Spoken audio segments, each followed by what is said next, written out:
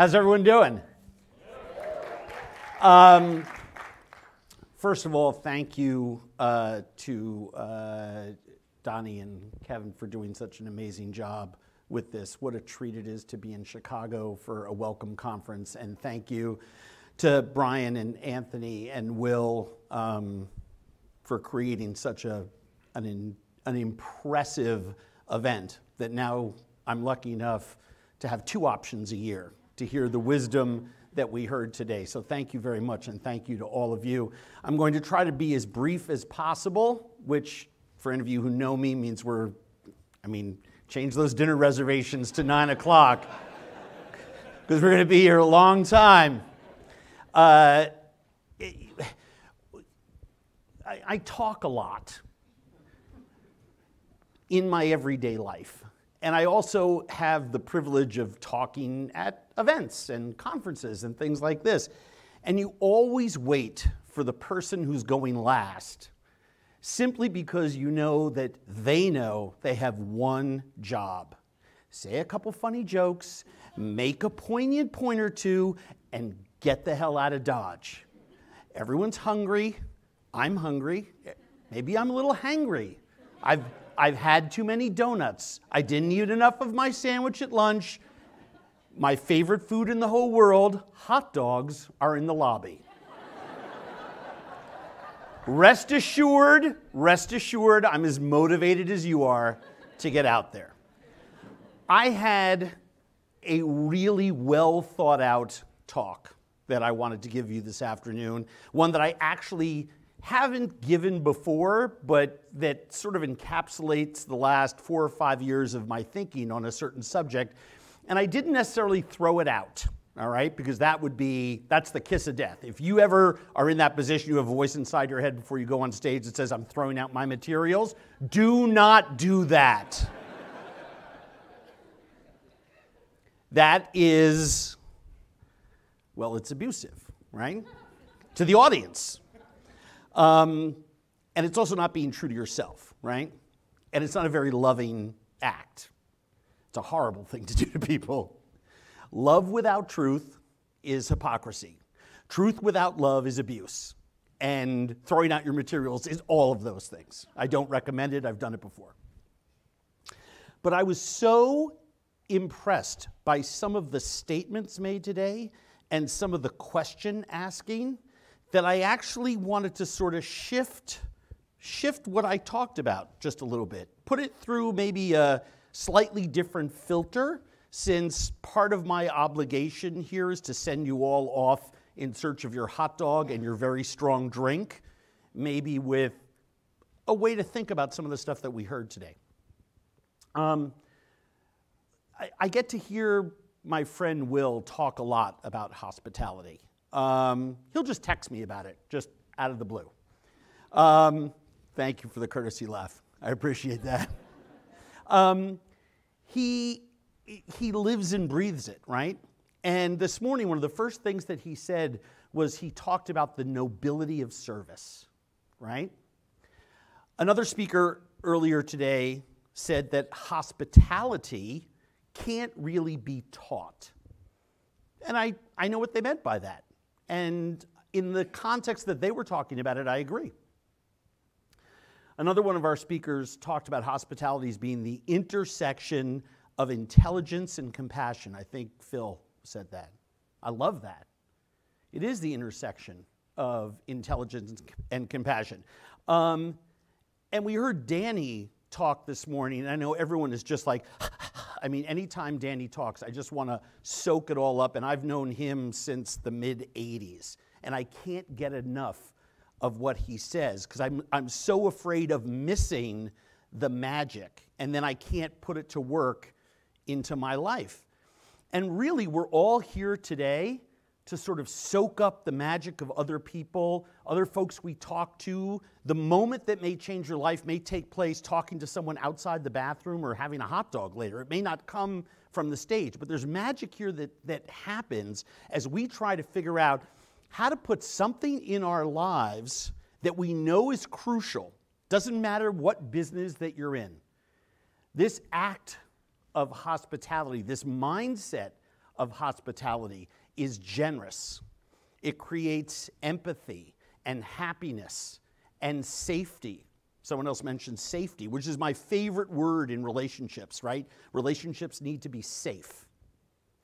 So it's so crucial for us to get this thing called hospitality. No matter how we define it, no matter how our businesses are predicated or what we do, this is a crucial element in being a successful human doing. I don't like the phrase human being. It's too passive. The only fish that are floating are dead.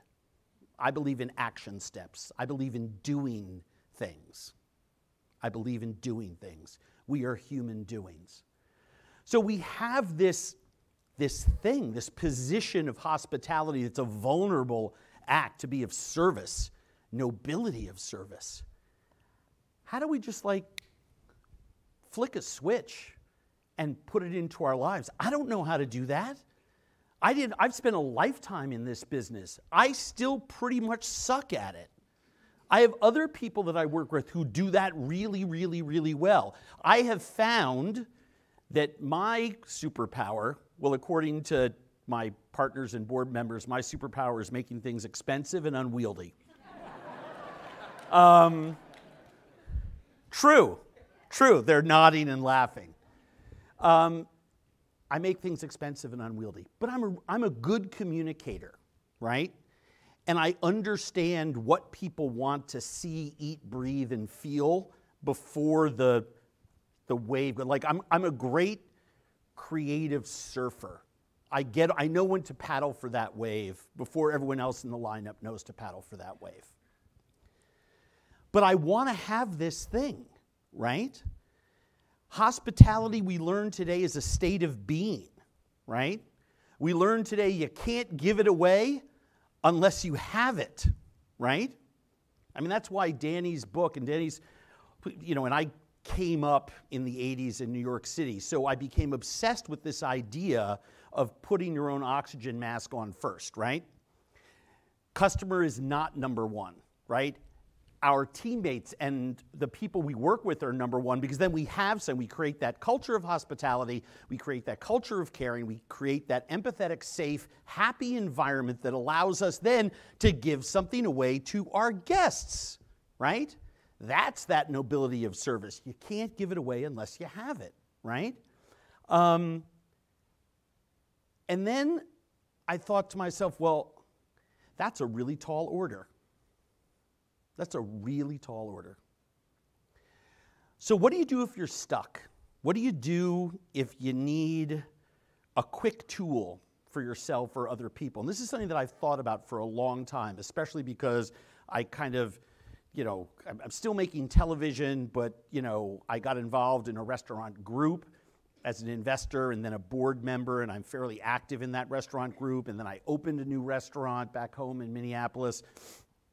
So I started thinking about this a lot over the last couple of years.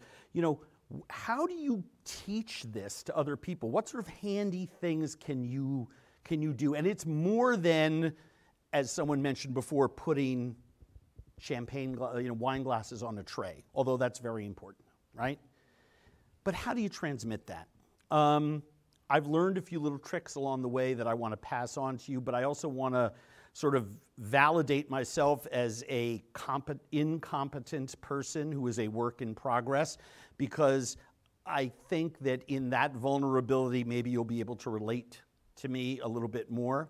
There are some people in the audience who take great pleasure in hearing really, really goofy stories about the really shitty things that I do, because some of them are just too funny. And I told a couple of them the last time that I was on this stage in New York.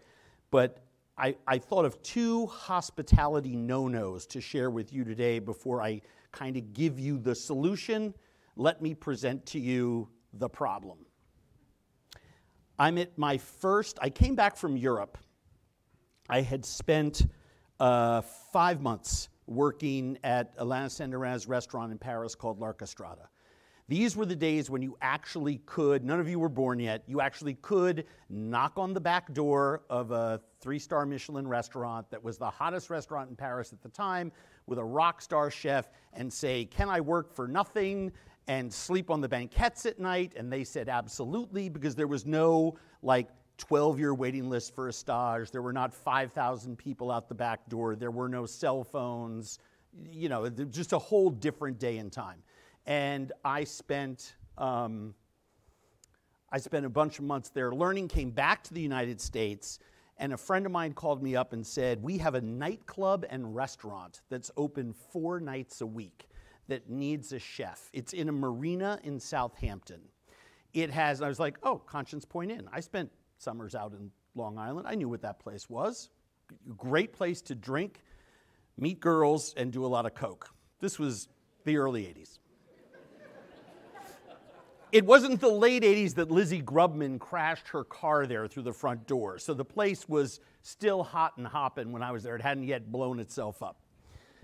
And I knew the menu. It was like, you know, grilled swordfish, a couple kebabs, some cioppino, oyster bar, shrimp cocktail, a soup, some salads. You're done, right?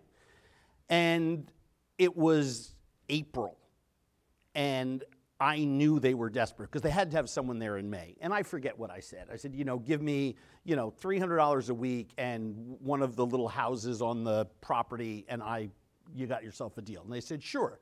Ended up almost killing me because living at the restaurant for a drug addict, alcoholic, workaholic who liked nothing more than being where the liquor cage was, and with owners of the restaurant that were practically dealing blow out of the place, it was like my dream job. Every Sunday night, same guy would come in at 8 o'clock. We closed at 9. He would come in, he'd sit by himself. He would always order the grilled swordfish. We're sort of famous for our grilled swordfish. And I made this big deal. Rather than having it delivered by truck, I'd have a whole swordfish brought in every night. Thursday, Friday, and Saturday. We were also open Sunday, no deliveries. And they come through the dock on the boat, right? We paid them extra $20 to put on the boat and bring it in. And we did it during cocktail hours so everyone could see the swordfish coming in. Kind of like the pig being paraded around the room at Texarkana in New York back in the day. Just kind of get everyone excited about ordering it. This guy came in every Sunday, had the swordfish, ate in silence, had a salad before that, had coffee, had dessert, always sat in the table by the window, always watched the sunset. He was the first to get there. He was the last to leave. He never said a word to anyone, got in his car, drove away. We closed 2 weeks after Labor Day every year. The very last Sunday that we were open, he, of course, shows up, except this time he's with a lady. They had a nice dinner. He didn't order the swordfish. Weird. I realized, you know, like I'm packing up and leaving the next week. I've seen him every Sunday, you know, 16 Sundays in a row. I walk up to the table. I'm like, hey, you know, we never had a chance to really, you know, meet. You kind of like to do your own thing. Nice to see you're here. The guest, hi. I said hello to the lady that he was with. I just wanted to tell you, seeing you here every Sunday, it was kind of like, you know, the warm blanket. It wouldn't be Sunday around here without you. I mean, I must have reinforced the idea about 15 times that he was our best customer, showing up like clockwork every Sunday. There was clearly some tension at the table, but I was half in the bag. I didn't notice. I go back to the kitchen. Open kitchen, by the way. I'm, you know, cooking away. Sunday night slow, last Sunday of the year. Bunch of regulars coming by, people in the bar. I'm actually trying to figure out a way to close the kitchen a half hour early so I can get to drinking with our regulars.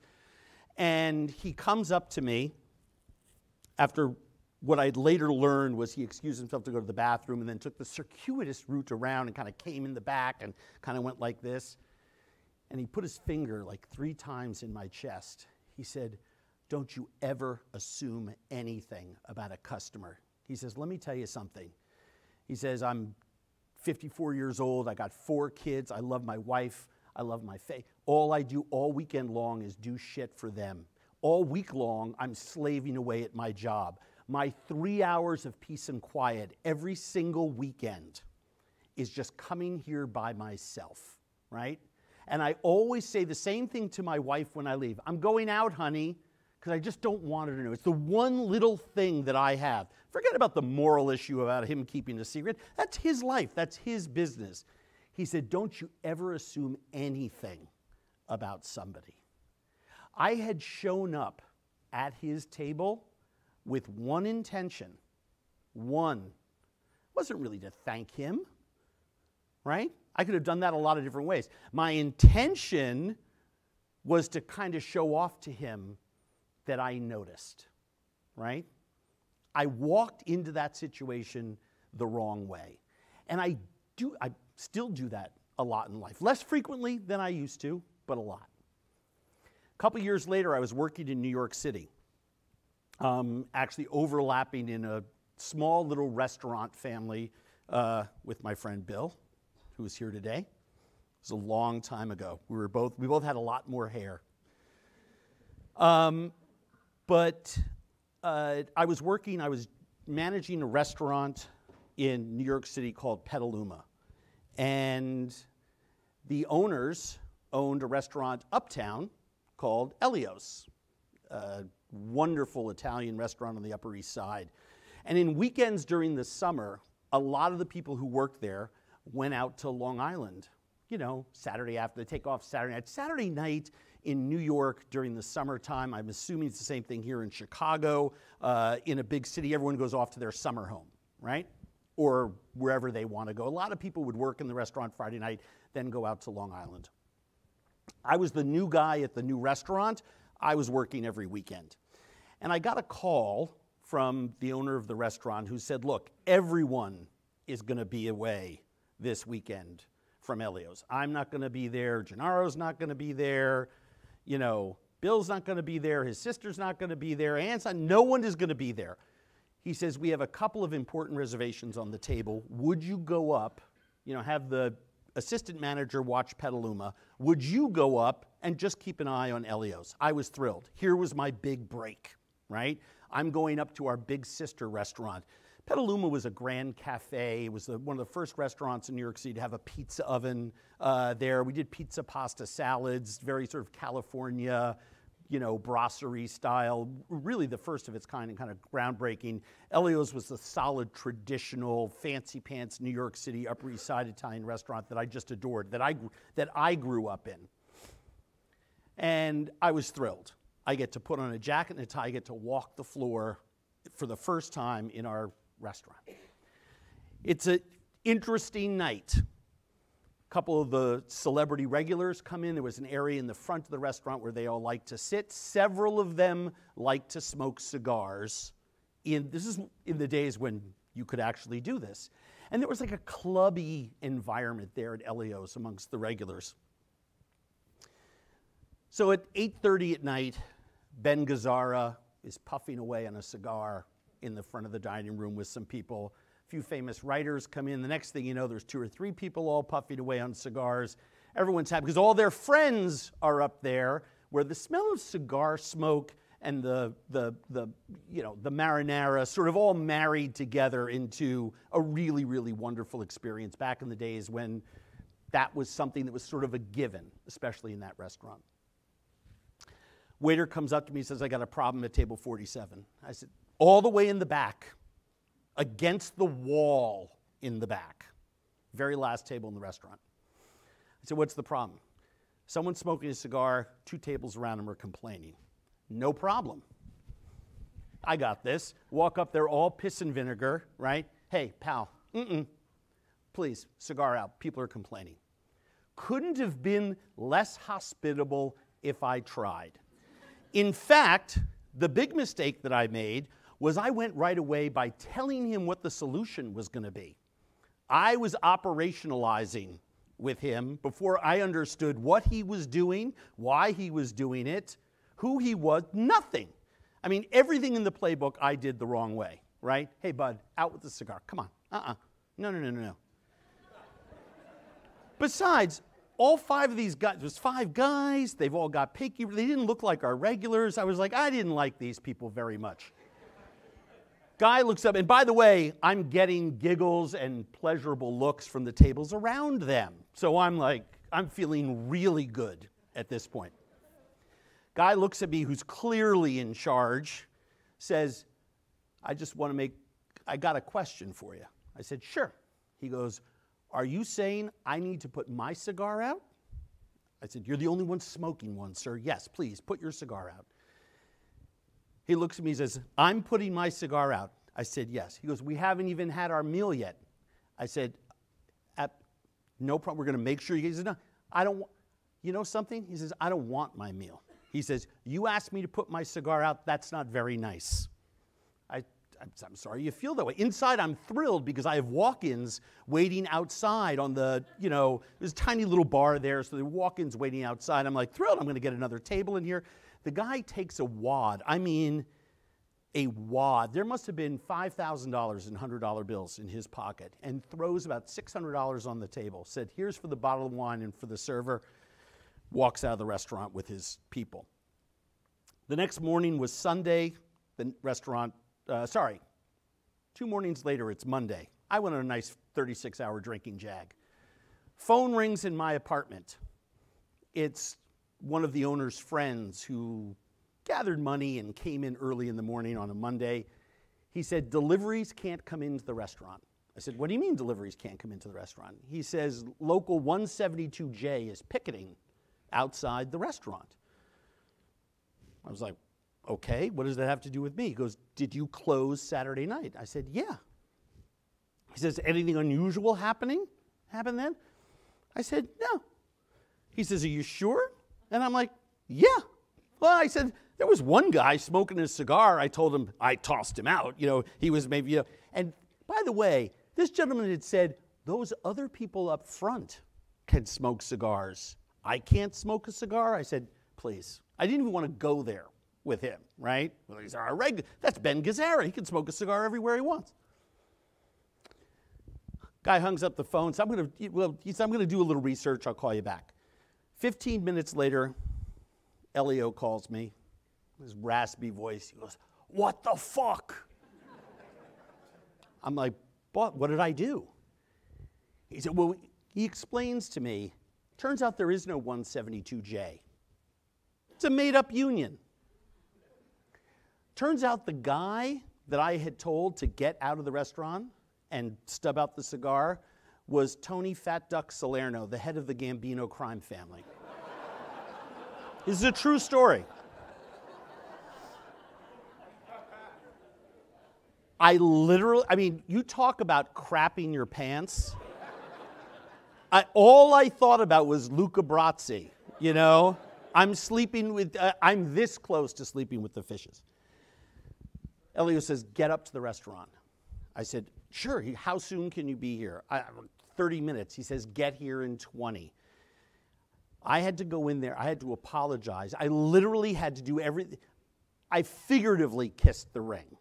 It was one of the, I had to pay fealty in a way. I literally sat there. I'm so sorry. I will never do this again. Do you want to know what he was most concerned about? He was most concerned about with the attitude that I gave him. Now, this, by the way, was someone who had a lot of people offed. Some for reasons less personal than tossing him out of a restaurant.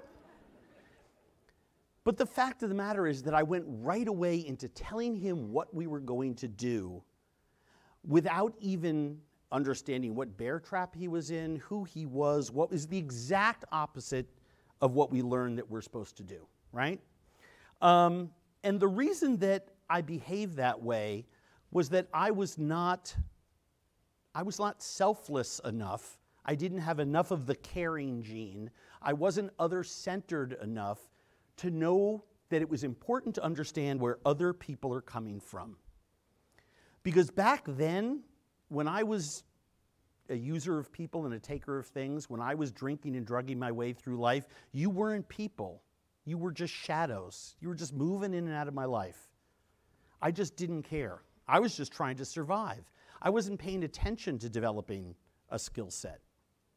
So that hospitality gene kind of escaped me at a time in my life where I really could have used it. I got sober January 28th of 1992. And when I was in this treatment center in Center City, Minnesota. I was desperate to stay alive. My drinking and drugging had taken me to a place that was really awful. Homeless, sleeping on a pile of dirty clothes at night in an abandoned building, stealing Comet cleanser to sprinkle it in a circle around those clothes so the roaches and the rats wouldn't crawl over me at night. Tried to kill myself by drinking myself to death in a flop house hotel room earlier in January of '92. I was so desperate to not drink again because after not being able to kill myself, I had a little awakening that was sufficient enough to give me the burning desire just to live again. I didn't know if I could stay sober. I just didn't want to die. I just didn't want to die in a very profound way.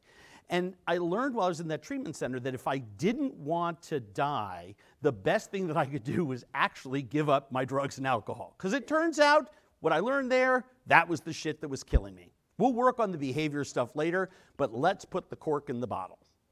I was like, all right, abstinence sounds like a good first step. So I learned some other things when I was in this treatment center, and one of them was that a lot of people found tremendous success staying sober by having a spiritual awakening of some kind, believing in something bigger than themselves, sufficient to recover from alcoholism. Okay, sounds great. Turned out after weeks in this treatment center, I learned that almost everyone had this same shared thing happen to them. Everyone had their own version of it. Everyone could interpret it their own way. Didn't have to believe in God or anything, but you had to believe in something bigger than yourself, and you had to have a relationship with whatever that thing was. And I was like, oh, here we go again. Once again, this is something that all of you are going to have, and I'm not going to get it. All of you are going to have this spiritual experience sufficient to recover from this disease of mind and body. I'm not going to get it because I was convinced that all of you woke up in the morning, there was a piece of paper under your door, you picked it up, it said what was going to happen on planet Earth that day so you could figure out how to react and deal with it, because I just didn't know. I was just, ready, fire, aim every single day. I was a mess. All you guys look so good on the outside. I thought for sure, and I felt so crappy on the inside, I thought for sure you guys had this thing cold wired. Oh, spiritual experience? No problem. Check that off the box. I'll have one later tonight at 6 o'clock. Someone pointed out to me that you didn't have to have a white light spiritual experience, that you could actually have a very rote, mechanical one by actually doing things that other people had done to stay sober.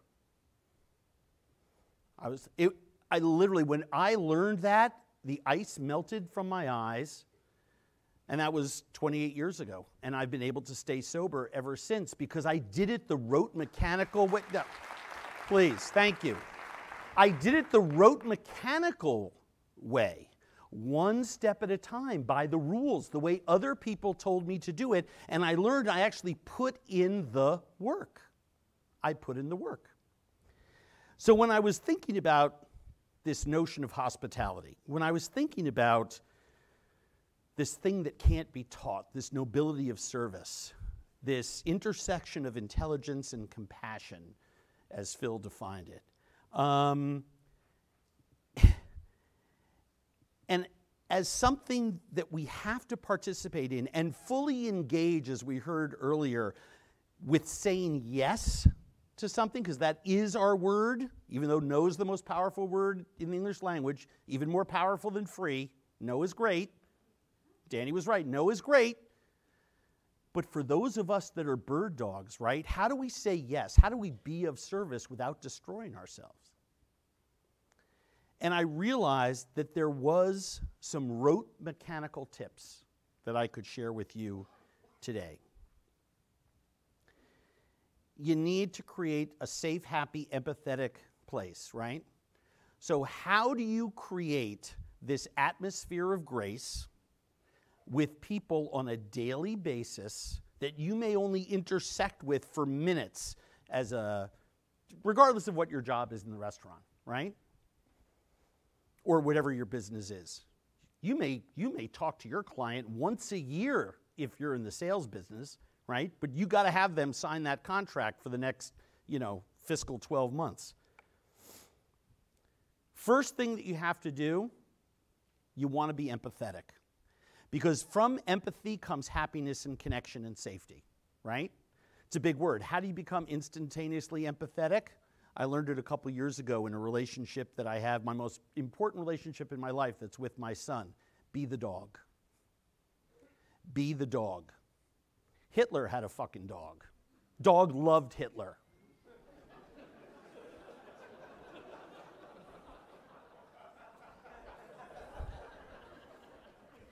The comedians know nothing better than a Hitler joke. They're hard, but they're out there. The point is, the dog is perfectly empathetic. I'm sure a lot of you have dogs, right? You could be the biggest bastard in the whole world. You could have just done the most awful thing in the whole. You could have just robbed a bank, come home, sack some money on the coffee table, sit on the couch, freaking out. You hear the sirens, dog just comes in, hops on the couch, puts its head in your lap. The dog is just with you. Just really be with your coworkers and your customers. Just be with them, exist with them. Don't judge them, don't operationalize, just be with them. That's why being a good listener is such a valuable thing in our business. Because it allows us, and a good listener is not just, yeah, right? A listener is actually an engaged listener. Tell me more about that. Help me understand that. The questions that you would ask to actually have a conversation to keep the other person talking. Be a participant in that relationship, but be the dog, be with them, especially when someone is having a tough time. Right? Was it Danny who was talking about the couple that came in that had been having the fight, right, at his restaurant? Just be there in that moment. Great way to create an atmosphere of grace. Invest in a loss. Danny gave a great example of it today. Going and buying the dress cost more than the dinner was. We didn't get to hear whether or not that lady sent any more business to Maialino, but I guarantee you, if you have that attitude in your place of business with anything, where you're going to take responsibility for something and invest in the loss of actually being gracious and doing the next right thing all the time to the best of your ability, it will pay off because you're making investments in other people. Eventually, that will pay off for you. And the most important one, and the one that for me has yielded the best results when I'm actually working it, and I'm in the middle of, I've been experimenting with this for about 2 years, and it's working when I apply it, and I think it'll work for you too. Actually co-regulate with someone before you start operationalizing with someone. Co-regulate before operationalizing. The best example in the whole world. You're at home, your best friend, your spouse, whatever, comes racing in, freaking out. Maybe the screech in the driveway and you hear a little ding as the front fender hits something in the yard. And they come walk, oh my God, hair's on fire. I've had the worst day in the whole world. I got fired from my job, and then I dropped my phone, and the phone has the information for the kid's doctor appointment tonight. We've waited 3 months for the doctor. I don't know where the phone is, and they're just losing their shit. Now, at that point, when that happened to me many years ago, I said the most helpful thing in the whole world, which was, did you stop and call someone from work or the security guard? And my then wife at the time just looked at me with that "fuck you" and walked away. Now, it's funny unless that's the way you're actually running your life. All right? Now, I wasn't doing that all the time. But my big problem today is being an asshole. I'm not worried about drinking today. I'm not worried really about doing a lot of other bad things in my life. I'm not worried about other bad behaviors or other things like I can be a pretty nice, polite person, but if I'm not mindful, I can be such an asshole. It's crippling to me. Crippling, okay? So what I have to do is co-regulate before operationalizing, because I was telling my then wife at the time, here's how you do it. Here's how to solve your problem. She didn't want someone to solve her problem. She wanted her best friend. She wanted to vent. She wanted to... Here's what she wanted. Oh my God, I'm free of the phone. Oh my God, that's horrible. That sucks. Oh my God. Sit down, sweetie. And just put her, and then be the dog. I mean, and then I give her the opportunity to ask for help if she wants it. Because she may have turned to me and said, oh my God, well, what I did is I stopped and I called, the security guard has the phone, I already reached the doctor's office, and everything's fine, right? And for anyone who's been in a heavy-duty relationship where you live with someone and children are involved, a lot of times that's how things resolve themselves. Or she could have sat there and said, I don't know what to do. What do you think? But I took all those choices away from her. Don't nod your head right away like what I'm saying. I'm an asshole, right? I'm an asshole. I am so much better in my current relationship right now. The point of it is that when we're actually engaging with other human beings, and we are actually entering in to a more selfless contract with them. When we are not human beings, but we're human doings, because we're being mindful that those other people out there aren't shadows, then we can put these things into play. We can make it a plan of action. We can keep it simple by being the dog. We can co-regulate with someone before we operationalize with them. And the magic of that, when we start to integrate those practices into our lives every single day, is nothing short of transformative. Because I believe at that point, that is a way that we can teach and transmit the idea, the skill set needed to be hospitable in our places and actually engage with other people where we treat them with the love and kindness, respect and dignity that we would want for ourselves. And that is not just a way to be successful at work, but it's a way to be successful in life. Thank you very, very much.